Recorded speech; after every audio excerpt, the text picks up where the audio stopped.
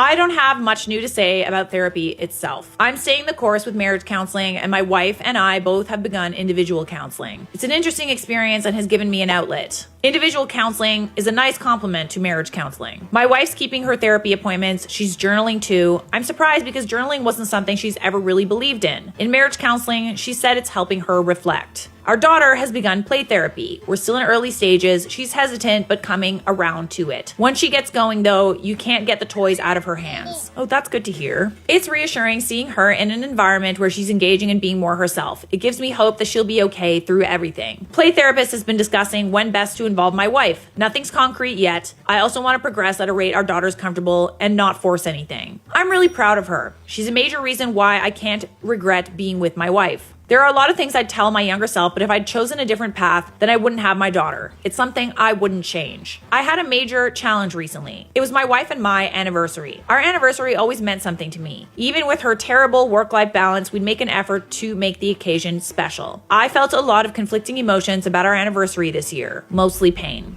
We had plans. Everything was booked and set pre-Vegas retreat. Needless to say, the trip was canceled. My wife wanted to keep our plans intact. I told her that wasn't happening. Without the trip, she said she still wanted us to spend our anniversary together instead of separately. I turned her down. We discussed it in therapy. I expressed I didn't have the needed trust in her to let myself be vulnerable with her as I once was. I needed to process the anniversary on my own. The anniversary had me having all these strange thoughts. A lot of it highlighted how much I miss my friend and partner. I'm not talking about reconciliation. I'm not entertaining that right now. I'm talking about something deeper. To share a life with someone and everything that entails, them being your partner and closest friend, and then having what you devoted yourself to yanked away. I can't be with her in all the ways I wanted. Call it simping, call it foolish, call it a doormat, call it whatever you want. I just call it the facts of falling in love and giving them your all for a long time, then finding out they had another life and losing what you held close. It hurts, and I hadn't let myself actually feel it until then. I feel like everything moves on. Life moves on. My wife's affair partner moves on. Work moves on. And here I am, the one who's living the loss. The one who's paying.